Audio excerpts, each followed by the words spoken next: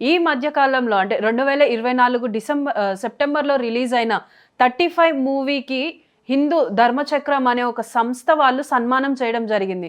అంటే వారి విలువలు కానీ, వారు సినిమా తీసిన విధానం కానీ వారికి నచ్చి వారు సన్మానం చేయడం అయితే జరిగింది. కానీ ఒక వ్యక్తి ఏదైతే వీడియో పెట్టడం వల్ల వాళ్ళ సంస్థనే కానీ, ఇటు సంస్థ యొక్క అధ్యక్షుడైన శ్రీకాంత్ శర్మ గారి యొక్క పర్సనల్ లైఫ్ పైన అటాక్ అవుతుందని చెప్పేసి ఆయన వాపోతున్నారు. అదేవిధంగా ఈ విషయంపై అతను ప్రెస్ మీట్ పెట్టి కూడా చాలా వరకు సందేహాలన్నింటినీ కూడా నివృత్తి చేసినప్పటికీ కూడా అతను వీడియోస్ చేయడం ఆపట్లేదు. అదేవిధంగా అతని సంస్థను కూడా దుర్భాషలాడారు అని చెప్పేసి అతను అంటున్నారు. సో ఈ అతను చేస్తున్న ఆరోపణల వెనుక ఉన్నటువంటి కోణం ఏంటి, అసలు అతను ఆరోపణలు ఎందుకు చేయాల్సి వచ్చిందన్నది కూడా మరిన్ని విషయాలు కూడా మనం వారిని అడిగి తెలుసుకుందాం. నమస్తే సార్. నమస్తే అమ్మా.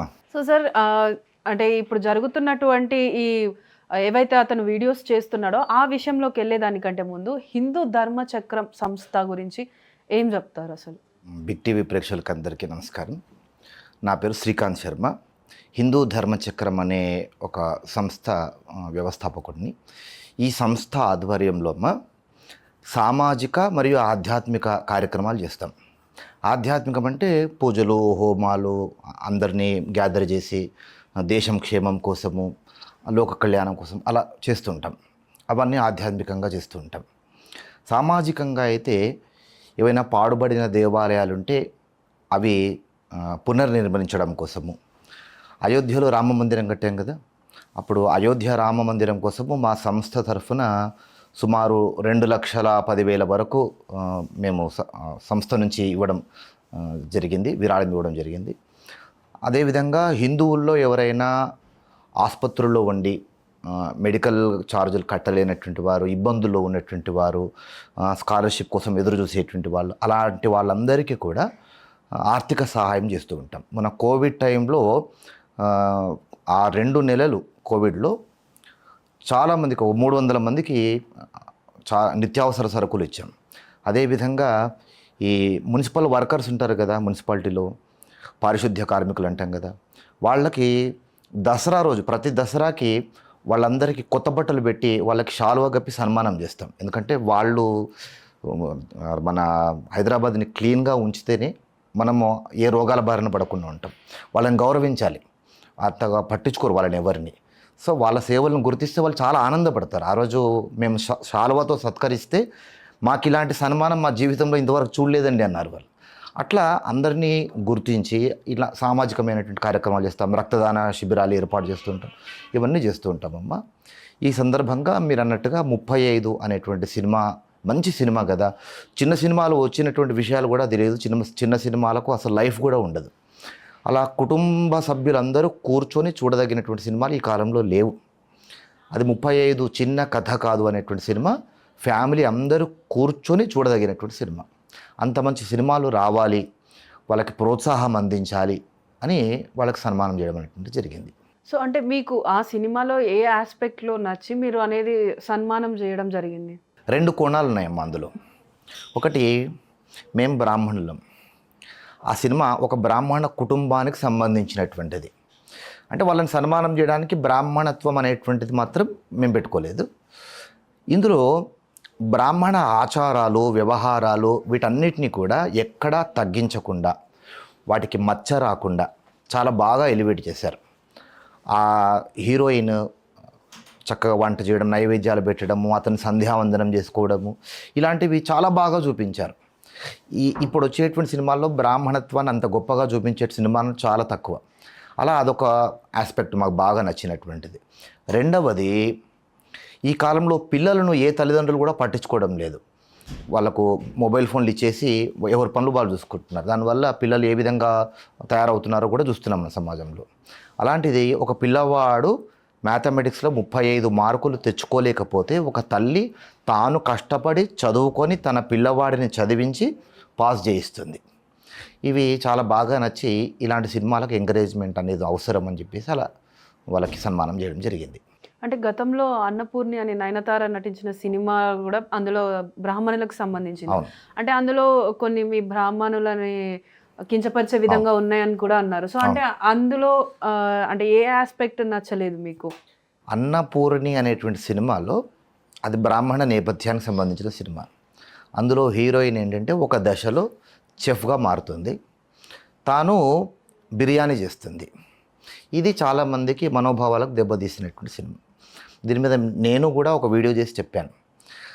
ఒక వ్యక్తి షెఫ్గా మారితే తప్పేమీ లేదు, అది వాళ్ళ అభిరుచి, ఆ రంగంలో వాళ్ళు ఎదగాలనుకోవడం. అందులో ఆ వ్యక్తి బిర్యానీ చేయాలి అనుకోవడం కూడా తప్పు కాదు. తప్పంతా ఎక్కడ, తను బిర్యానీ చేయడం కోసము ఆ అమ్మాయి నమాజ్ చేయడం, తను రుచి చూడడం. రుచి చూడాల్సినటువంటి అవసరమూ లేదమ్మా. నమాజ్ చేస్తేనే బిర్యానీ బాగా పండుతుంది అని అనుకుంటే అది అజ్ఞానం. అయితే ఎందుకు బ్రాహ్మణ స్త్రీ అయినప్పటికీ కూడా తను ఎందుకు నాన్ వెజ్ ఈ బిర్యానీ చేయాలి, దాన్ని ఎందుకు సమర్థించానంటే, ఇప్పుడు బ్రాహ్మణ కుటుంబాల్లో ఎవరు డాక్టర్లు అవ్వడం లేదా, డాక్టర్లు అయ్యేటువంటి అమ్మాయిలు పిల్లలు ఎవరైనా కానీ అనాటమీలో ఎవరు పాల్గొనడం లేదా, శవాన్ని ఎవరు కాల్చడం లేదా, శవాన్ని ఎవరు కోయడం లేదా, వాళ్ళు ఆపరేషన్లు చేయడం లేదా. సేమ్ థింగ్ అన్నపూర్ణిలో తాను బిర్యానీ చేయడం వరకు మాత్రమే అది సమర్థించగలం. కానీ ఆ బిర్యానీ బాగా రావాలి అనుకొని తను అందులో ఉత్తీర్ణత సాధించాలనుకోవడానికి నమాజ్ చేయడం అనేటువంటిది మాత్రం ఖచ్చితంగా ఖండించదగినటువంటిది. అంటే ఆ మూవీలో లాస్ట్లో తనకి సెన్సెస్ అని కోల్పోయిన తర్వాత ఏదైతే చేతి స్పర్శ వాసనతోటి చూసిందో అది ముందే ట్రై చేసి ఉంటే ఇంకా మీరు కూడా మనోభావాలు దెబ్బతినకుండా ఉండేది అనుకుంటున్నారా? అవును. సో అంటే ఇప్పుడు 35 మూవీలో మీరు సన్మానం చేశారు. ఒక అతను చిరావురి, అతను మీ పైన వీడియోస్ చేస్తూ ఉన్నాడు. అసలు అతనికి మీకు ఏంటి మధ్య? ఏం పర్సనల్ వైరం అంటూ ఏమీ లేదమ్మా. ఆయన ఒక యూట్యూబరు, మేము ఒక యూట్యూబ్ ఛానల్ నడుపుతూ ఉన్నాం. ఆయన పని ఆయన చేసుకుంటాడు, మా పని మేము చేసుకుంటాం. కాకపోతే ఏంటంటే ఆయన అందరి లోపాలను ఎత్తి చూపుతూ వీడియోలు చేస్తూ ఉంటాడు. అందరి లోపాలు ఎత్తి చూపేటువంటి వాడి లోపం ఎవరు చూడకూడదా? కనుక ఆయన లోపాన్ని మేము ఎత్తి చూపుతాం, అంతే తేడా. అది కేవలము ప్రొఫెషనల్ మాత్రమే, వ్యక్తిగతంగా పర్సనల్గా ఎలాంటి వైరము లేదు. అయితే చిర్రావూరి గారు మేము చేసినటువంటి ఈ సన్మానం కార్యక్రమం 35 అనేటువంటి సినిమా చాలా నీట్గా తీసినటువంటి సినిమా, కాస్త బ్రాహ్మణ నేపథ్యం ఉన్నటువంటి సినిమా. అందులో ఆ సినిమా యూనిట్ వాళ్ళందరినీ పిలిచాం. అందులో నటించిన పిల్లలు, వైజాగ్ నుంచి వచ్చాడు పిల్లవాడు, మియాపూర్ నుంచి ఒక పిల్లవాడు వచ్చాడు. తర్వాత ప్రియదర్శి గారు, డైరెక్టర్ ఈమని నందకిషోర్ గారు, సినిమాకి పెద్ద దిక్కు తలపండినటువంటి వ్యక్తి దర్శక నిర్మాత శ్రీ తమ్మారెడ్డి భరద్వాజ్ గారు, ఇలాంటి హేమాహేమీలు వచ్చారు.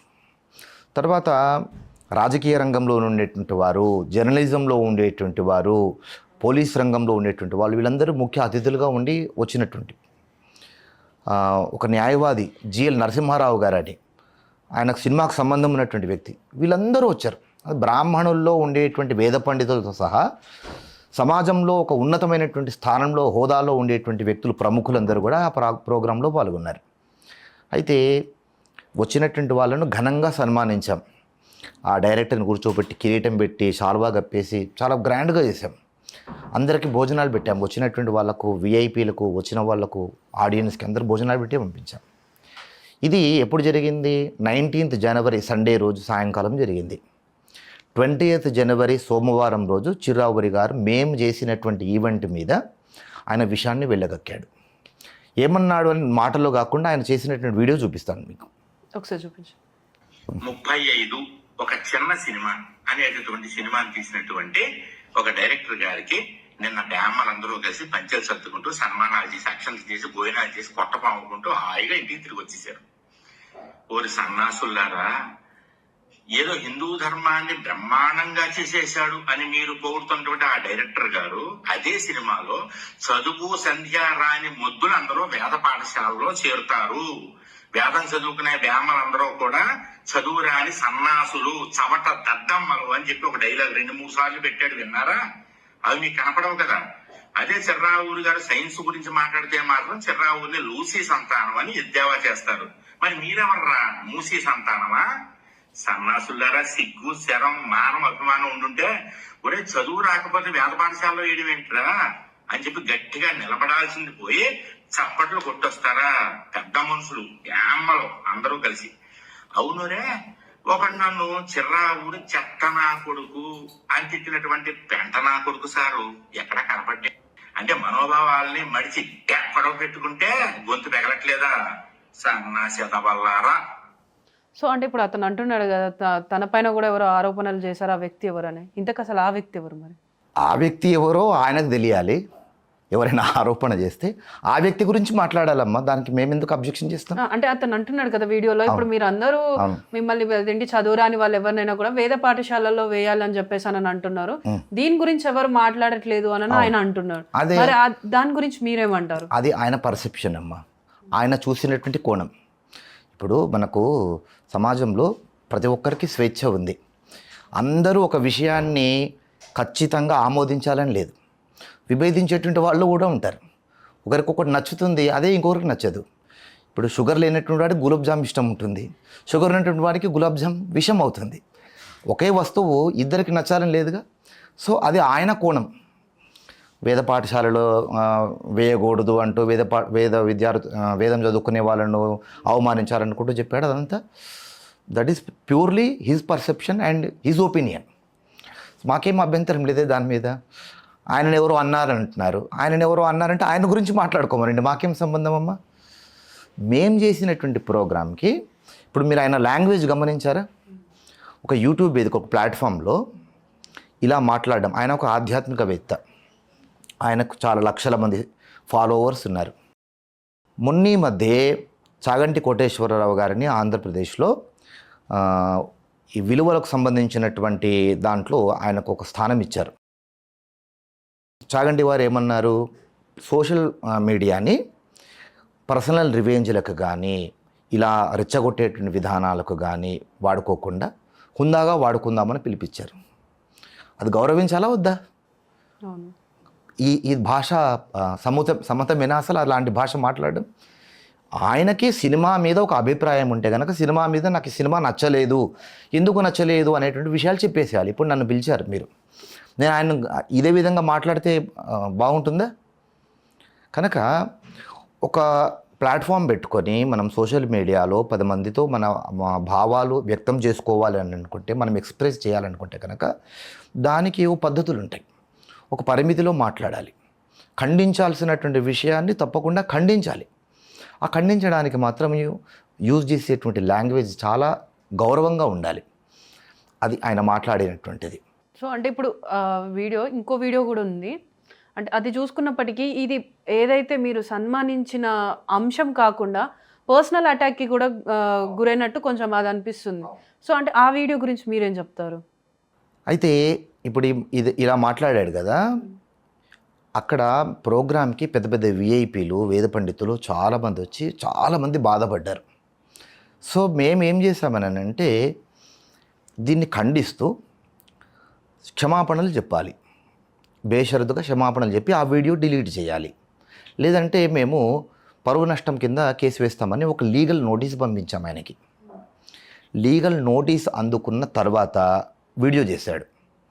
అందులో ఏంటంటే నా పర్సనల్ విషయంలోకి వచ్చి పర్సనల్గా నా కుటుంబానికి సంబంధించినటువంటి ఒక వీడియో చేశాడనమాట. అది నేను మాటలు చెప్పడం కంటే అది చూపిస్తాను వీడియో. శ్రీమాత్రే నమః. పంచగంగల్లో ములిగిన, పంచారామాలు తిరిగిన, పంచలో పట్టినటువంటి గజ్జె మాత్రం పోలేదు. అలా అయింది మన ఉత్సవంట వక్రం పరిస్థితి. ఏదో రకంగా చిర్రావుడి గారిని రోడ్డుకు లాగాలి అని పోలీస్ స్టేషన్లో కేసులు పెడతానని అదని ఇదని ఎవరెవరినో ఇసుకొని హడావుడి చేశాడు కదా. వెళ్ళిన బ్రాహ్మణులందరూ కూడా అయ్యా మా వల్ల కాదు చిర్రావుడి గారి జోలికి వెళ్ళడం, ఆయన ఎలాంటి వాడో మాకు తెలుసు అని హ్యాండ్ ఇచ్చేటప్పటికి చివరికి ఎంతకి దిగజారాడంటే నన్ను బ్లాక్ మెయిల్ చేయడానికి కూడా సిద్ధపడ్డాడు. నాకు నోటీస్ పంపించాడు. అందులో ఏమన్నాడు తెలుసా, 25,000 ఇస్తేనట, ఎంత 25,000 ఓన్లీ ఇస్తేనట ఈ గొడవ ఎక్కడితో అయిపోతుందట, లేకపోతే నా మీద పరువు నష్టం దావా వేసేస్తాడట. ఒరే బాబు, పరువు నష్టం ఎవరేస్తారో తెలుసా? పరువు ఉన్నవాళ్ళు వేస్తారా, పరువు లేని వాళ్ళు ఎందుకు వేస్తారు? కాబట్టి ఇవన్నీ పక్కన పెట్టు. నువ్వు ఏ ఎర్రపంచ గురువునైతే ఆనందపడిపోయి ఆయన వెనకేసుకుని ఆయన కోసం యుద్ధం చేస్తున్నావో, ఆయన చివరికి నీ కుంటలో నీ చేతే చేపలు పట్టించే రకం. కాబట్టి ఇవన్నీ వదిలేసి చిర్రావూరి లక్షణం ఏంటో చెప్పనా? అపకారికి కూడా ఉపకారం చేయడం చిర్రావూరి గారి లక్షణం. కాబట్టి నువ్వు నా పట్ల ఎంత అపకారం చేసినా నేను నీకు ఉపకారం చేద్దాం అనుకుంటున్నా. అదేంటంటే వృద్ధాశ్రమంలో ఉన్నటువంటి నీ తల్లిని నా తల్లిగా దత్తత చేసుకుందాం నేను అనుకుంటున్నా, నా ఇంటికి తెచ్చేసుకుందాం అనుకుంటున్నా. నీకేమైనా అభ్యంతరమా? లేకపోతే చిర్రావురు మా అమ్మని ఎత్తుకుపోయాడు, ఆవిడ్ని ప్రశాంతంగా వృద్ధాశ్రమంలో పెడితే వీడు తీసుకెళ్లి అమ్మలా చూసుకుంటాడని కేసు పెట్టేస్తావా కొంపదీసి? సో అంటే ఇప్పుడు అతను మాట్లాడిన దాంట్లో అదేంటి 25,000 ఇస్తేనే వదిలేస్తాను, లేకపోతే పరువు నష్ట దావా కేసు వేస్తాను అని అన్నారు. నిజంగా మీరు డిమాండ్ చేశారు 25,000? అదైతే వాస్తవమేనమ్మా. అయితే అక్కడ నన్ను బ్లాక్మెయిల్ చేశాడు అనేటువంటి పదం వాడాడు. ఇది క్లారిటీ అవసరం. లీగల్ నోటీస్ పంపించిన దాన్ని బ్లాక్మెయిల్ అన్నారు. అది లీగల్ నోటీస్. దాంట్లో మెన్షన్ చేసింది ఏంటంటే మీరు బేషరతుగా క్షమాపణలు చెప్పాలి, క్షమాపణలు చెప్పి వీడియో డిలీట్ చేయాలి. అలా చేయకపోతే పరువు నష్టం దావా వేస్తాము. That is right. అది హక్కు, న్యాయ పరిధిలో ఉన్నటువంటిది, అది లీగల్. అది దాన్ని అడ్డం పెట్టుకుని అంటే ప్రతి దాంట్లో కాంట్రవర్సీ చేయాలన్నది ఆయన ఒపీనియన్. లీగల్ నోటీస్లో ఉన్నటువంటి దాన్ని కూడా బ్లాక్మెయిల్ అనేటువంటి రకం. ఒక లీగల్ నోటీస్ని బ్లాక్మెయిల్ అన్నాడంటే ఇంకా ఆయన విద్వత్తు, ఆయన చదువు ఏ పాటితో నాకు అర్థం కావట్లేదు. సో అంటే ఇప్పుడు అతను బ్లాక్మెయిల్ అన్నారు, మీరు క్లారిటీ ఇచ్చారు. మరి ఆ 25,000 టాపిక్ ఏంటి? 25,000 దేనికి డిమాండ్ చేశారు మీరు? అదేనమ్మా, మీరు క్షమాపణ చెప్పి వీడియో డిలీట్ చేసి క్షమాపణ చెప్పకపోతే పరువు నష్టం దావా వేస్తాం 25,000. పరువు నష్టం కింద 25,000 వేయచ్చు, 25 లక్షలు వేయచ్చు, ₹1 కోటి వేయచ్చు. మా మనోభావాలు దెబ్బతీసేటువంటి విధంగా మీరు మాట్లాడారు, మా పరువుకు భంగం కలిగించే విధంగా మీరు మాట్లాడారు అని డిమాండ్ చేసేటువంటిది చట్ట పరిధిలో ఉన్నటువంటిది. అంటే ఆయన అంటున్న మాట ఏంటి అని అంటే 25,000 ఇస్తే కేసు వదిలేస్తా, లేకపోతే పరువు నష్ట దావా వేస్తా అని అంటున్నారు. మాటను దాచిపెట్టాడు. ఎవరు కూడా, ఏ లాయర్ కూడా నువ్వు 25,000 ఇస్తే ఇంకా నేను వదిలేస్తా అని లిఖితపూర్వకంగా ఎవరమ్మా రిటర్న్గా ఇవ్వరు. రిటర్న్గా ఇచ్చాడంటే అక్కడ దొరికిపోయినట్టే. అది బ్లాక్మెయిల్. ఒక లాయర్ ఇచ్చేటువంటి నోటీసు దాన్ని బ్లాక్మెయిల్ లెటర్ అని అనరు నాకు తెలిసినంతవరకు, నేను చదువుకున్న ప్రకారం. దాంట్లో మీరు వీడియో డిలీట్ చేయకపోతే ఈ విధంగా మేము పరువు నష్టం కిందకి వెళ్తాము అని చెప్పడం అది. సో అది. సో అంటే ఇప్పుడు ఆ వీడియోలో ఇంకో అంశం కూడా అన్నారు, ఏదైతే వృద్ధాశ్రమంలో ఉన్న మీ అమ్మగారిని తను తీసుకొని వెళ్ళి సాదుకుంటాను అని చెప్పేసి అని అంటున్నారు. అసలు మీ అమ్మగారు వృద్ధాశ్రమంలో ఉండడం ఏంటి? ఈ పాయింటే ఇప్పుడు నేను మాట్లాడడానికి ప్రధానమైనటువంటి కారణం. ఒక సినిమా, మంచి సినిమా వచ్చింది, వాళ్లకు సన్మానం చేద్దాము, సమాజానికి మంచి మెసేజ్ ఇద్దాము, ఇలాంటి సినిమాలకు ప్రోత్సాహాన్ని అందిద్దాము అని ఒక మంచి కాజ్తో చేసినటువంటి ప్రోగ్రాం మీద కోడిగుడ్డు మీద ఈకలు పీకినట్టుగా అందులో నుంచి తప్పులు లోపాలు వెతుక్కుంటూ మేము దాని మీద వీడియో కాంట్రవర్సీ లాంటివి ఏవీ చేయకుండా లీగల్గా వెళ్ళినటువంటి దానికి ఇప్పుడు అది నా కుటుంబం దాకా ఆయన మాట్లాడడం, కుటుంబం దాకా రావడం అనేటువంటిది జరిగింది. ఇది చాలా బాధించేటువంటి విషయం. అయితే మా అమ్మగారి గురించి నేను ఇలా మీడియా ముఖంగా ఒక కెమెరా ముందుకు వచ్చి మాట్లాడడం అనేటువంటిది నిజంగా దురదృష్టకరమైనటువంటి సంఘటన. నేను భక్తి టీవీలో, హిందూ ధర్మంలో, ఇంకా ఏదైనా కొన్ని ఛానల్స్లో సందర్భానుసారంగా పండగలు వచ్చినప్పుడు కానీ ధర్మ సందేహాలు మొదలైనటువంటి అన్నీ చెప్తూ ఉంటాను. నా ఛానల్ పేరు హిందూ ధర్మచక్రం. అంటే నేను నా ఛానల్ ద్వారా సమాజానికి ధర్మానికి సంబంధించిన విషయాలు చెప్తాను. ఇట్లాంటి స్టేజ్లో ఉన్నటువంటి నేను 10 మందికి ధర్మం చెప్పేటువంటి నేను నా తల్లిని నేను వృద్ధాశ్రమంలో వేయగలనా? ఒకవేళ వేసి ఉంటే నేను ఎవరికైనా ధర్మం చెప్పగలనా? నాకు ఆ స్థానం ఉంటుందా, ఆ హక్కు ఉంటుందా, అర్హత ఉంటుందా? మరి అంటే నిజానికి కూడా మీ అమ్మగారు వృద్ధాశ్రమంలో లేరా? చెప్తాను, అదే విషయం చెప్తాను. సో ఆయన ఏంటంటే, ఆయన తీసుకొచ్చినటువంటి పాయింట్ ఏంటంటే బట్టగాల్చి మొహం మీద వేయడం అని అంటారనమాట. ఏదో విధంగా డిఫేమ్ చేద్దామన్నటువంటి ఆలోచన. నిజానికి ఆయనకు అందిన సమాచారం అది మా అమ్మగారు వృద్ధాశ్రమంలో ఉన్నారు అనేటువంటిది. సో అది పాయింట్ ఎలివేట్ చేసి నన్ను జనాల్లో చీప్ చేద్దామనేటువంటిది. మీరు అడిగిన క్వశ్చన్ నిజంగా ఉందా అంటే, నిజంగా మా అమ్మగారు వృద్ధాశ్రమంలో ఉంది. ఆవిడ వృద్ధాశ్రమంలో ఉండడానికి కారణం మాత్రం నేను కాదు. మరి ఏంటి అసలు కారణం ఏంటి వృద్ధాశ్రమంలో ఉండడానికి? మా అమ్మగారు వృద్ధాశ్రమంలో ఉండడానికి కారణము హైదరాబాద్ వాటర్ సప్లై బోర్డు ఉంటుందమ్మా, HMWS అండ్ SB అంటారు. హైదరాబాద్ వాటర్ సప్లై బోర్డు కారణం మా అమ్మగారు వృద్ధాశ్రమంలో ఉండడానికి. మా అమ్మగారు వృద్ధాశ్రమంలో ఉండడానికి SSC బోర్డు ఉంటుందిగా, 10th క్లాస్ సంబంధించింది, SSC బోర్డు కారణం. ఈ 2 డిపార్ట్మెంట్లు మా అమ్మగారు వృద్ధాశ్రమంలో ఉండడానికి కారణం. అసలు ఈ 2 డిపార్ట్మెంట్లు అంటే water supply separate department, SSC separate, మీ మదర్ సపరేట్, అసలు ఎక్కడ కూడా ఇంటర్ కనెక్షన్ ఉన్నట్టు అనిపించట్లేదు. ఇవి 2 ఎలా కారణం? కారణం ఉంది. ఎలా అది ఎక్స్ప్లెయిన్ చేయండి. మా ఫాదర్ చనిపోయినప్పుడు ఆయన సర్వీస్లో ఉండగా చనిపోయాడు. కంపాషనేట్ గ్రౌండ్లో అపాయింట్మెంట్ ఇస్తారనమాట. అది ఇద్దరు బ్రదర్స్ ఉంటే ఎవరికో ఒకరికి ఇవ్వాలి. నా ఎన్ఓసి లేకుండా, నాకు సంబంధం లేకుండా, నాకు తెలియకుండా డిపార్ట్మెంట్కి ఇచ్చేటువంటి లెటర్స్లో నేను ఆల్రెడీ నాకు ఫ్యామిలీకి రిలేషన్స్ లేవు అని మా మదర్ చేత రాయించుకొని డిపార్ట్మెంట్కి అఫిడవిట్లన్నీ సమర్పించి ఉద్యోగం మా బ్రదర్కి ఇవ్వడం అనేటువంటి జరిగింది కంపాషనేట్ గ్రౌండ్లో.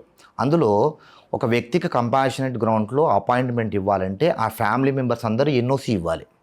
నా ఎన్ఓసి లేకుండా వాటర్ వర్క్స్ డిపార్ట్మెంట్ అందులో పనిచేసేటువంటి అవినీతి అధికారులు లంచాలకు ఆశపడి లంచాలు తీసుకున్నటువంటి కారణం చేత నా ప్రమేయం లేకుండా మా బ్రదర్కి ఉద్యోగం చేసేశారు. నాకు అసలు తెలియదు. నేను ఆ విషయాలన్నీ తెలిసిన తర్వాత నా రైట్ నాకు తెలియకుండా, నా ఎన్ఓసి లేకుండా ఎలా చేస్తారు అని నేను పోరాడేటువంటి రైట్ నాకుంది. దాని మీద నేను కోర్టుకు వెళ్ళేటువంటి హక్కు నాకుంది. అది నాకు చట్టం ఇచ్చినటువంటి హక్కు. నేను దాని మీద కోర్టుకు వెళ్ళాను. కోర్టుకు వెళ్తే అందులో డిపార్ట్మెంట్కి సంబంధించినటువంటి దాంట్లో అన్ని అవకతవకలు జరిగాయి. ఫేక్ ఇన్ఫర్మేషన్ అంతా ఇచ్చారు, ఇల్లీగల్గా అన్నీ చేశారు. అందులో ఎస్ఎస్సి బోర్డు ఇన్వాల్వ్ అయ్యి మా బ్రదర్కి 40 years ఉన్నటువంటి మా బ్రదర్కి 31 years అన్నట్టుగా చూపిస్తూ ఎస్ఎస్సి సర్టిఫికేట్ ఇచ్చారు, పాస్ సర్టిఫికేట్ ఇచ్చారు. ఎస్ఎస్సి బోర్డు ఇన్వాల్వ్ అయ్యింది. అలా మా బ్రదర్కి అపాయింట్మెంట్ చేయడం వలన, నేను కోర్టుకు ఎక్కడం వలన వీళ్ళందరి తప్పులు బయటికి వచ్చేసి వీళ్ళందరి మీద ఛార్జ్ షీట్లు పడడం కారణం చేత ఇవన్నీ జరిగి, ఇందులో మా అమ్మ కూడా ఉండడం కారణం చేత, ఈ కుటుంబ కలహాలు ఇన్ని జరగడం కారణం చేత మా అమ్మ నా దగ్గర ఉండకుండా వృద్ధాశ్రమంలో ఉంది. అంటే ఇప్పుడు మీరు అన్నట్టు మీ అన్నగారికి వచ్చే జాబ్లో మీ మదర్ గారు మీ ఇన్వాయిస్ లేకుండా ఇచ్చారు, డీటెయిల్స్ అన్నీ సబ్మిట్ చేశారు. అసలు అప్పటి నుంచే ఎందుకు మీ మదర్ మిమ్మల్ని సపరేట్ చేశారు? కాస్త అమాయకురాలమ్మ. ఇప్పుడు ఎవరైనా ఇలా చేస్తే నీకు చాలా బెనిఫిట్ ఉంటుంది అని చెప్తే నమ్మే రకం. దీనివల్ల వచ్చే నష్టాలు వాళ్ళు చెప్పరు కదా. అమ్మ, దీని కారణం చేత నువ్వు ఒక కొడుకుని కోల్పోతావు. నీకు ఒక కొడుకుకు సంబంధం మా మదర్ చేత రాయించారనమాట. We have no relations with my second son అని రాయించుకున్నారు అందులో. అది మా అమ్మకి ఇంగ్లీష్ రాదు కదా, ఎక్కడ సంతకం పెట్టమంటే అక్కడ సంతకం పెడుతుంది. ఇవన్నీ జరిగాయి. అంటే సో మిమ్మల్ని అంటే సపరేట్ చేసి మీ అన్నయ్యకి సపోర్ట్ చేద్దామని చేసిన విషయంలో తాను మోసపోయాను, తనకు తెలియకుండా ఇంత పెద్దగా ఇలాంటి స్కాములు ఇవన్నీ జరిగాయి అన్న ఒక ఆవిడ గిల్ట్ ఫీల్ అయ్యి మాత్రమే వృద్ధాశ్రమంలో ఉంటున్నారా? కాదు, తను వృద్ధాశ్రమంలో తన కూతుర్లు చేర్చి ఉండొచ్చు బహుశా, అంతేగాని నా దగ్గరికి రాలేక, నా దగ్గర ఉండలేక ఉన్నటువంటి సందర్భాలు కొన్ని ఉన్నాయి. కొన్ని రోజులు నా దగ్గర ఉండింది. ఆ ఉండడానికి ఇప్పుడు వీళ్ళ మీద ఇల్లీగల్గా అన్నీ చేశారు కదా. అంటే 10th class బోర్డు వారు, ఎస్ఎస్సి బోర్డు వారు ఆల్రెడీ ఎస్ఎస్సి పాస్ అయినటువంటి వ్యక్తికి మళ్ళీ ఎస్ఎస్సి సర్టిఫికేటు 10 years ఏజ్ని తగ్గించి ఇవ్వడం అనేటువంటిది పెద్ద క్రైమ్. ఎన్ఓసి లేకుండా ఒక డిపార్ట్మెంటు ఇంకో వ్యక్తికి ఉద్యోగం ఇవ్వడం క్రైమ్. ఒక వ్యక్తి తన ఏజ్ను దాచిపెట్టి కొత్త ఏజ్ను సృష్టించడం అనేటువంటిది క్రైమ్. ఒక డాక్టర్, గవర్నమెంట్ డాక్టర్ 40 years ఉన్నటువంటి వ్యక్తిని 32 years ఉన్నాడని ఫిజికల్ ఫిట్నెస్ సర్టిఫికేట్ ఇవ్వడం క్రైమ్. ఇన్ని క్రైమ్స్ అన్నీ బయటపడ్డాయి నేను కోర్టుకు వెళ్ళిన తర్వాత. అయితే చాలామంది ఏమనుకుంటారంటే కుటుంబం మీద కోర్టుకు వెళ్తావా అని అంటారు. కుటుంబం నుంచి నన్ను సపరేట్ చేసేసారు, ఇంకా నాకు రిలేషన్ లేదన్నట్టుగా చేసేసారు. సో నా రైట్ ప్రకారం వెళ్ళాను నేను. ఇప్పుడు నా తండ్రికి సంబంధించిన ఆస్తి అది, నా తండ్రికి సంబంధించినటువంటి నేను పొందడం నా హక్కు. సో నేను కోర్టుకు నా హక్కు ప్రకారం వెళ్ళాను. ఇవన్నీ బయటపడి ఇంతమంది మీద ఛార్జ్ షీట్లు పడ్డాయి. ఎవరెవరు ఇందులో ఇన్వాల్వ్ అయ్యారో ఆ డిపార్ట్మెంట్తో సహా ఛార్జ్ షీట్లు పడ్డాయి. ఛార్జ్ షీట్ పడ్డటువంటి సందర్భంలో మా అమ్మ చేత ఒక గేమ్ ఆడించారు. ఇందరి మీద ఛార్జ్ షీట్లు పడ్డాయిగా, మా అమ్మ చేత ఒక గేమ్ ఆడించారు. కొన్ని రోజులు నా దగ్గర ఉంచారు. నా దగ్గర ఉంది, బాగుంది, చాలా బాగుండింది. ఇలా ఉన్నటువంటి మా అమ్మగారు ఒక రోజున వాళ్ళ మేనల్లుడు మంచినీళ్ళ రాము, మీరు కావాలంటే నేను ఇతని నంబర్ ఇస్తాను, ఇతన్ని ఇంటర్వ్యూ చేయండి, ఏం జరిగింది అనేటువంటి ప్రధాన సూత్రధారి. ఈరోజు మా అమ్మగారు నా దగ్గర ఉండకుండా వృద్ధాశ్రమంలో ఉండి ఒక వ్యక్తి చేత ఇలా సోషల్ మీడియాలో చెప్పించేటువంటి పరిస్థితి రావడానికి కారణం ఇతనే. అతని నంబర్ ఇస్తాను, మీరు అతని చేత ఇంటర్వ్యూ చేస్తే విషయాలు బయటపడతాయి. అతనితో మా అమ్మగారు, అతను వచ్చి మా అమ్మని తీసుకెళ్ళిపోయాడు. నా మీద కేసు పెట్టించారు. ఏమని? నా కొడుకు నన్ను హత్యా ప్రయత్నం చేయబోయాడని మా అమ్మగారు పెట్టారు. పోలీస్ స్టేషన్కి వెళ్తే మా అందరి మీద నువ్వు వేసినటువంటి కేసులు కొట్టేస్తే నీ మీద ఉన్న కేసు కొట్టిస్తాను మా అమ్మ చేత చెప్పించారు.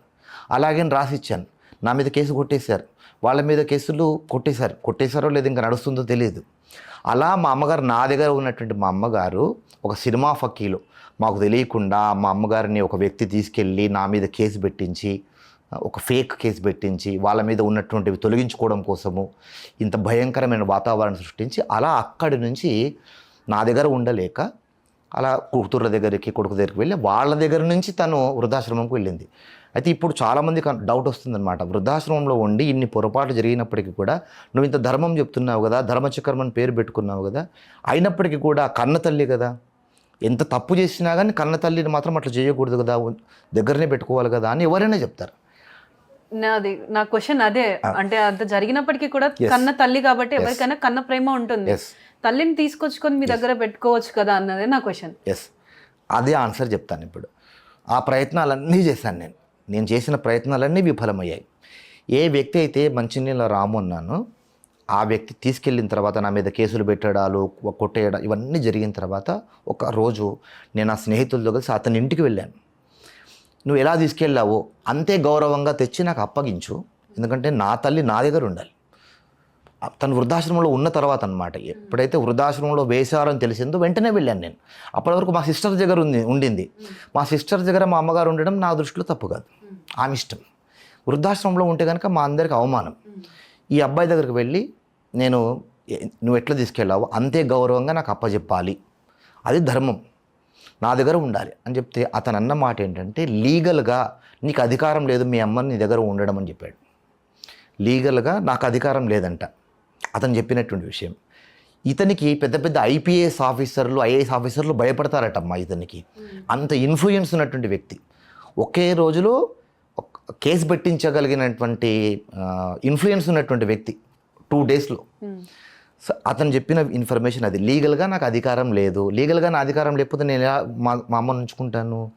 సెకండ్ థింగ్, లీగల్గా నాకు అధికారం లేకపోయినప్పటికీ కూడా ఇంకొకరెవరో తల్లి ఉంటే మా తల్లిలాగా పోయి ఇప్పుడు చిరావరి అన్నట్టుగా నేను మా అమ్మగారి దగ్గరికి వెళ్ళాను. అమ్మ ఇప్పుడు నువ్వు నీ కూతుర్లని మీ అల్లులని పిలిచి నాకు ఒక లెటర్ రాసి, నేను ఇక్కడి నుంచి నా కొడుకు దగ్గర వెళ్ళాలనుకుంటున్నాను, నేను నా ఇష్టంతో వెళ్ళాలనుకుంటున్నాను, ఒక లెటర్ రాయించు. ఈ లెటరు అందరికి ఒక్కొక్క కాపీ ఇచ్చి లోకల్ పోలీస్ స్టేషన్లో కూడా ఒక కాపీ ఇచ్చేద్దాం, నా దగ్గరికి తీసుకెళ్తాను. ఇలా నువ్వు రాయకుండా ఇప్పుడు నువ్వు వృద్ధాశ్రమంలో ఉండగా నేను గబుక్కుని వచ్చి తీసుకెళ్ళాను అనుకో, నీకేమన్నా జరిగితే తర్వాత ఏంటి? కేసు పెట్టిన విధంగా ఫస్ట్ సస్పెక్టెడ్ పర్సన్ ఈస్ నేనే అవుతాను కదమ్మా. వృద్ధాశ్రమంలో ఉన్నట్టు అప్పటి వరకు బాగున్నటువంటి ఈమె ఇక్కడ వెళ్ళిన తర్వాత ఏమన్నా జరిగింది అని అంటే ఈయన ఏమో చేశాడనేటువంటి సస్పెక్ట్ నేను అవుతాను కదా. ఆబ్వియస్లీ అంతకుముందు ఇప్పుడు నా కొడుకుతో నాకు సంబంధం లేదు అని చెప్పినప్పటికీ కూడా నేను తీసుకొని వచ్చి నా దగ్గర పెట్టుకున్నటువంటి వ్యక్తిని నేను అప్పుడు ఎలాంటి భయాలు పడలేదు నేను. అలా నా దగ్గర ఉన్నటువంటి మా అమ్మ ఇంత ఒక సినిమాలాగా చేసినప్పుడు రెండవసారి నేను నా జాగ్రత్త పడటం తప్ప, నాకు భార్య బిడ్డలు ఉన్నారు, కుటుంబం ఉంది. నేను అప్పుడు కేసు పెట్టినప్పుడు డైరెక్ట్గా జైలుకే వెళ్ళి ఉంటే ఏంటి పరిస్థితి? ఇప్పుడు ఒక తల్లి కేసు పెట్టినప్పుడు ఆడవాళ్ళు కేసు పెడితే ఇంకోటి ఏం చూడరు. తల్లి పెట్టింది అనుకోమ్మా, కొడుకు నీచుడే అంటారు. వెనక ఏంటి బ్యాక్గ్రౌండ్ అనేది ఇప్పుడు నేను చెప్పుకోవాల్సిన పరిస్థితి వచ్చింది. ఎందుకంటే ఇంతవరకు కూడా ఇది నా వరకు పరితం ఉన్నటువంటి విషయము. చిర్రావురి దీన్ని తీగ లాగాడు. చిర్రావురి తీగ లాగితే ఇప్పుడు డొంకంతా కదలాలి. ఇప్పుడు వాటర్ వర్క్స్ డిపార్ట్మెంట్లో ఏం జరిగింది, ఏం నేరాలు జరిగాయి, ఎంతమంది లంచాలు తీసుకున్నారు, ఎస్ఎస్సి బోర్డు ఎంత లంచం తీసుకొని ఎస్ఎస్సి ఫేక్ సర్టిఫికేట్, ఈ డొంకంతా కదలాలి. సో నేను ఇప్పుడు జాగ్రత్త పడడం అనేటువంటి తప్పు కాదుగా. సో నాకు థ్రెట్ ఉంది. ఒకవేళ మా అమ్మగారు నేను డైరెక్ట్గా ఎవరిని నేను సమాజం కేర్ చేయకుండా నా తల్లి నా దగ్గర ఉండాలని తీసుకొస్తే కనుక నాకు థ్రెట్ ఉంది కనుక దాని నుంచి నేను నా ఫ్యామిలీ జాగ్రత్త పడాలి కనుక ఇప్పుడు ఆ చర్చలు చేస్తున్నాం. వాళ్ళు మాట్లాడుతున్నారు, మా తల్లి మాట్లాడుకుంటుంది, వాళ్ళ బ్రదర్స్ మాట్లాడుతున్నారు, అంటే మా అమ్మగారు బ్రదర్స్. ఆ లోపలనే ఒకవేళ అందరూ వచ్చి రాసిచ్చారనుకోండి, నేను ఇప్పుడు మీడియా ముఖంగా కూడా చెప్తున్నాను, మీ ఛానల్ ద్వారా కూడా చెప్తున్నాను, ఇప్పటికీ కూడా నాకున్నటువంటి థ్రెట్ ప్రమాదం అనేటువంటి లేకుండా మా తల్లి ఇప్పుడు నా దగ్గర నేను ఇప్పటికీ I'm ready to bring my mother back. నేను తీసుకురాగలను. ఆ ప్రమాదము అనేటువంటిది నాకు అడ్డంకు కాకపోతే కనుక నేను ఇప్పటికీ నాకేం అభ్యంతరం లేదమ్మా. నా తల్లి నా దగ్గర ఉండాలి అంతే. సో అంటే ఇప్పుడు మీరు చెప్పింది మొత్తం మ్యాటర్లో మీరు ఒక పర్సన్ గురించి చెప్పారు, అతనే మొత్తం సూత్రధారి, మంచినీళ్ళ రాములు. అవును. అసలు మంచినీళ్ళ రాములకి మీ మదర్కి అటు ఎవరైతే ఇప్పుడు మీరు చెప్పిన 2 బోర్డ్స్, ఎస్ఎస్సి బోర్డ్ అను వాటర్ సప్లై బోర్డ్, ఈ వీళ్ళందరికీ ఇంటర్ కనెక్షన్ ఏంటి? ఈ మంచినీళ్ళ రాము అనే వ్యక్తి మా మేనమామ కొడుకు, అంటే మా అమ్మ వాళ్ళ అక్క కొడుకు. ఆయన ఒక పురోహితుడు. ఆయనకంట చాలా ఇన్ఫ్లుయెన్స్ ఉందంట. అంటే పెద్ద పెద్ద ఐఏఎస్ ఆఫీసర్లు, ఐపీఎస్ ఆఫీసర్లు ఈయనకు భయపడతారట. నిజమే కావచ్చేమో అనుకుంటాను నేను. ఎందుకంటే ఒక వ్యక్తి మీద కేసు పెట్టాలని అంటే దానికి ఎంత జరగాలి, ఒక నెల రోజుల పాటు జరగాలి. ఇప్పుడు నా మీద ఎఫ్ఐఆర్ కావాలంటే నాకు కోర్టు నుంచి ఒక లీగల్ నోటీస్ రావాలి, నాకు ఒక ఆర్డర్ రావాలి. ఇలా ఫస్ట్ మీ మీద ఈ విధంగా కంప్లైంట్ వచ్చింది అని ఒక నోటీస్ ఏమీ లేకుండా నా మీద ఎఫ్ఐఆర్ అయ్యిందని అంటే నిజంగా అంత ఇన్ఫ్లుయెన్స్ ఉన్నటువంటి వ్యక్తి. ఆ ఇన్ఫ్లుయెన్స్ ఉన్నటువంటి వ్యక్తి ఇదంతా జరగడానికి ప్రధానమైన కారణం. మీరు ఆయన్ని ఇంటర్వ్యూ చేస్తే కనుక ఎందుకు మా మదర్ని అలా తీసుకెళ్ళడానికి కారణం ఏంటి, మా మదరు ఆయన దగ్గర ఇప్పుడు తీసుకెళ్ళినటువంటి వ్యక్తి ఆయన దగ్గరనన్నా ఉండాలి, కనీసం మేనత్త కదా, ఆయన దగ్గరనన్నా ఉండాలిగా. అవును. పోనీ లేకపోతే మా అక్కల దగ్గరనన్నా ఉండాలిగా. ఎక్కడా కాకుండా నా ఇంట్లో నిజంగా నేను గాడ్ ప్రామిస్ చెప్తున్నాను, నా ఇంట్లో మా తల్లి కాలు మీద కాలు వేసుకొని మహారాణిలా ఉండేది. నేను నా పిల్లల మీద ప్రమాణం చేసి చెప్తున్నాను. నా ఇంట్లో నా తల్లి కూర్చున్న చోట భోజనం చేసుకుంటూ, టీవీ చూసుకుంటూ, ఉయ్యాలలు ఊగుతూ, మనమరాళ్ళతో సంతోషంగా కబుర్లు చెప్పుకుంటూ దర్జాగా నా ఇంట్లో ఉన్నటువంటి నా తల్లి ఈ రోజున ఒక వృద్ధాశ్రమంలో ఇంత దుస్థితి, అనారోగ్యంగా ఉంది. అలాంటి పరిస్థితుల్లో ఉన్నటువంటి తల్లిని తీసుకెళ్ళడానికి కారణం ఏంటి? మరి తనన్నా పోషించుకోవాలి కదా, మరి నాకన్నా అప్పచెప్పాలి కదా. వృద్ధాశ్రమం ఉండడానికి కారణం ఏంటి? ఇప్పుడు ఆయన చెప్పాలమ్మా. ఇప్పుడు మీరు అన్నారు కదా, ఇప్పుడు ఎస్ఎస్సి బోర్డు వాళ్ళు లంచం తీసుకొని 10 సంవత్సరాలు, అంటే ఏదైతే 40 సంవత్సరాలు ఉన్న వ్యక్తికి 31 సంవత్సరం అని చెప్పి సర్టిఫికేట్ ఇచ్చారు. అంటే దాదాపుగా ఇలాంటి న్యూస్ ఎక్కడ వినలేదు. అంటే ఎస్ఎస్సి అంటే ఒక వ్యక్తికి తన స్కూలింగ్ అయిపోయి తన కెరీర్ స్టార్ట్ చేసే టైం 10th అని అంటారు. సో ఆ సర్టిఫికేట్స్ ని ఫేక్ చేసి ఇవ్వాల్సినంత అవసరం ఏంటి? అంటే మీ అన్నయ్య గారికి ఇవ్వడానికి కారణం ఏంటంటే ఆ టైంకి మా బ్రదర్ ఏజ్ లిమిట్ క్రాస్ అయిపోయింది. 35 years లోపే జాబ్ వస్తుందన్నమాట. ఆయన 37, 38 ఉండొచ్చు బహుశా ఆ టైంకి. సో ఏజ్ ప్రకారం ఆయన ఎలిజిబుల్ కాదు. నెక్స్ట్ ఎలిజిబుల్ పర్సన్ నేను. ఇక్కడ ఏదో మేము జాబ్ గురించి కొట్లాడుకున్నది అనే విషయం ఏం లేదు. కుటుంబ విషయాలు, మీరు జాబ్ గురించి కొట్లాడుకుంటారా, మీకు కుటుంబం కంటే, తల్లి కంటే, అన్నదమ్ముల కంటే జాబే గొప్పనా, ఈ క్వశ్చన్స్ ఏమీ లేవు. ఎందుకనంటే నేను దేని గురించి కొట్లాడలేదు. నా నోటీస్లో లేకుండా జరిగిందనమాట, అంతే. నాకు అసలు ఏ విషయము తెలియకుండా జరిగింది. సో ఆయన ఏజ్ లిమిట్ క్రాస్ అయిపోయాడు కనుక జాబ్ రాదు. జాబ్ రాకపోతే ఏం చేయాలి? ఆ ఏజ్ని తగ్గించుకోవాలి. ఏజ్ని తగ్గించుకోవడానికి ఒక ఫిజికల్ ఫిట్నెస్ సర్టిఫికేట్ తీసుకొని, ఏజ్కి ప్రూఫ్ కావాలిగా. తను మళ్ళీ ఎస్ఎస్సి ప్రైవేట్గా రాయాలి. ప్రైవేట్గా రాయాలంటే తను ఎన్నేళ్ళు ఉన్నాడని చూపించుకోవాలిగా. అప్పటి వరకు ఆధార్ కార్డు కానీ, డ్రైవింగ్ లైసెన్స్ కానీ, రేషన్ కార్డు కానీ ఇవేవి ఉన్నాయో అవన్నీ హైడ్ చేసి, అంతకుముందు ఉన్నటువంటి వ్యక్తి ఎవరున్నారో అతను సామాజికంగా చనిపోయాడన్నట్టు కానీ చూపించి, ఇప్పుడు కొత్తగా తన ఏజు 40 కాదు 32 అని చూపించుకోవడానికి ఒక డాక్టర్కి లంచం ఇస్తేనే డాక్టర్ 32 years అని ఫిజికల్ ఫిట్నెస్ సర్టిఫికేట్ ఇస్తాడు. దాన్ని బేస్ చేసుకొని ఎస్ఎస్సికి కొత్తగా ఎగ్జామ్ రాయడానికి అప్లై చేసుకోవడం అనమాట. ఒక వ్యక్తి ఎస్ఎస్సి అయిపోయిన తర్వాత 10-15 ఏళ్ళ తర్వాత మళ్ళీ ఎస్ఎస్సి అప్రోచ్ అయితే సంవత్సర కాలం నుంచి చదువుకోవాలమ్మా. ఆ ఎస్ఎస్సి పుస్తకాలన్నీ చదువుకోవాలి. చదువుకుంటే ఒక బార్డర్ మార్క్స్లో పాస్ అవ్వగలడేమో. అంతేగాని ఒక 2-3 నెలల్లో ఎస్ఎస్సి అటెంప్ట్ చేసి పాస్ అవ్వడం అనేటువంటిది చాలా గొప్ప స్థాయి ఉంటే ఎవరైనా అవుతారేమో, అంత వెరీ ఇంటెలిజెంట్ అయితే కనుక. అంత ఇంటెలిజెంట్ మా అన్న అయితే కాదు. ఆ ఎస్ఎస్సి సర్టిఫికేట్ కొనుక్కున్నాడు. సర్టిఫికేట్ అమ్మారు, ఎస్ఎస్సి బోర్డు వాళ్ళు అమ్మారు. డబ్బులు ఇస్తే ఎస్ఎస్సి సర్టిఫికేట్ అమ్ముతున్నారు అని అంటే, ఇప్పుడు నా ఏజ్, నేను ఒక 40 ఏజ్ ఉన్నాను, ఇప్పుడు నేను కూడా 32 ఏళ్ళు ఉన్నాను, నేను సర్టిఫికేట్ అడిగితే ఇస్తారా? మరి ఇలా ఎవరు పడితే వాళ్ళు కొనుక్కోవడానికి రెడీగా ఉంటే కనుక లక్షల మంది కొనుక్కుంటారు ఏజ్ను తారుమారు చేసుకొని. సో అది ఎస్ఎస్సి అధికారుల నిర్వాకం. సో అంటే ఇప్పుడు మీరు అన్నారు కదా, ఎస్ఎస్సి బోర్డు ఇప్పుడు ఏదైతే ఇప్పుడు ఒక పర్సన్ ఉన్నారో ఆ పర్సన్ ఐడెంటిటీని కంప్లీట్గా క్లోజ్ చేసిన తర్వాత మళ్ళీ ఎగ్జామ్కి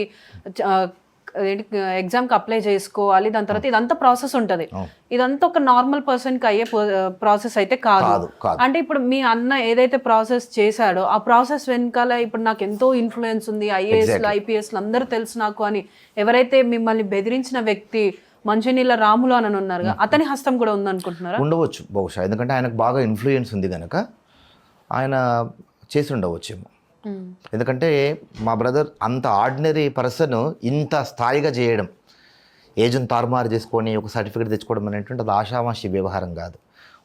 ఆయనకున్న ఇన్ఫ్లుయెన్స్ ఉపయోగించవచ్చేమో బహుశా. అంటే ఇప్పుడు మీ ఉద్దేశం ప్రకారం మన దగ్గర అంటే మన తెలంగాణలో లంచం ఇస్తే ఎలాంటి పని అయినా జరుగుతుందని అనుకుంటున్నారా? ఒక్క మాటలో మాత్రం చెప్పలేము. అట్లా లంచం ఇస్తే ఎలాంటి పని అయితే జరుగుతుందని అంటే అంత ఈజీగా చెప్పలేము. ఆ సోర్సెసే ఎక్కువ ఉన్నాయి సమాజంలో, పనులు అట్లా అవుతున్నాయి. కానీ నేను ఖచ్చితంగా మాత్రం లంచం ఇస్తేనే పనులు అవుతాయని మాత్రం చెప్పను. నా కుటుంబంలో జరిగినటువంటి సంఘటన మాత్రమే ఒక ఉదాహరణ చెప్తున్నాను. అట్లా మీ డిమాండ్ ఏంటి అసలు? ఏం లేదమ్మా, ఇప్పుడు చిర్రావూరి గారు నా మీద ఒక ఆరోపణ చేశారు. కుటుంబానికి సంబంధించిన విషయము అలా పబ్లిక్లో మాట్లాడడం అనేటువంటిది సిగ్గుమాలినతనం. ఒకవేళ మాట్లాడాలి అని అనుకుంటే కనుక దాని గురించి చాలా తెలుసుకోవాలి. ఏం జరిగింది ఏంటి అని ఏది తెలుసుకోకుండా ఒక ఆరోపణ చేయడం చాలా ఈజీ. ఆయన ఒక ఆరోపణ చేసేసాడు. నాకు చాలామంది సలహాలు ఇచ్చారనమాట. ఆయన ఏదో అరిచాడు, అరవనివ్వండి, మీరు ఊరుకోండి అని చెప్పారు. ఆయన మా తల్లిగారి గురించి ఒక ఆరోపణ చేసిన తర్వాత నేను మీడియా ముందుకు రాకుండా, నేను ఒక స్టేట్మెంట్ ఇవ్వకుండా, ప్రెస్ మీట్ పెట్టకుండా నా ఇంట్లో నేను ఊరుకున్నాను అనుకోమ్మా, అప్పుడు సమాజం అంతా ఏమనుకుంటుంది? అది నిజమే కావచ్చు, అందుకే రెస్పాండ్ అవ్వట్లేదు అంతే కదా అనుకుంటారు కదా. సో నా వైపు నుంచి నేను ఎప్పుడైతే చిర్రావూరి ఆ మాట అన్నాడో నేను వెంటనే ప్రెస్ మీట్ పెట్టి చెప్పేశాను. ప్రెస్ మీట్ పెట్టి ఆధారాలతో సహా అన్నీ ప్రెస్కి చెప్పేశాను. సో నా వైపు నుంచి నా తప్పు లేదు అని నిరూపించుకున్నాను. నిరూపించుకోకపోతే ఇది తల్లి విషయం అమ్మ.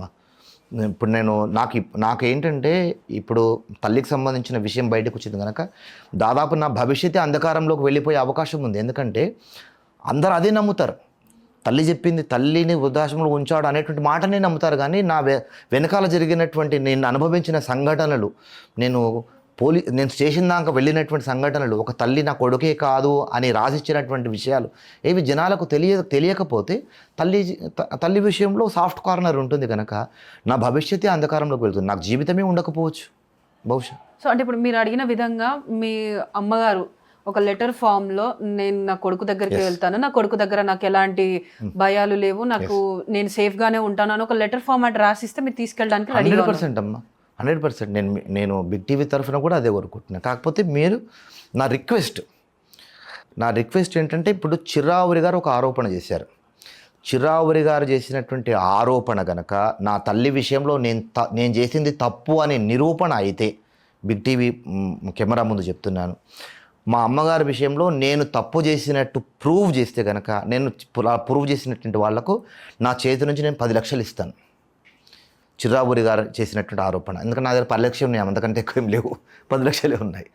అలా మా తల్లి విషయంలో నాది తప్పు అని ఎవరైనా కనుక చూపించగలిగితే నేను వాళ్ళకి 10 లక్షలు ఇస్తాను. మీ కెమెరా ముందు చెప్తున్నాను. ఇప్పటికీ నా తల్లిని నా దగ్గర తీసుకురావడానికి నేను సిద్ధంగా ఉన్నాను. అది మంచినీళ్ళ రాము చెప్పాలమ్మా కెమెరా ముందుకు వచ్చి.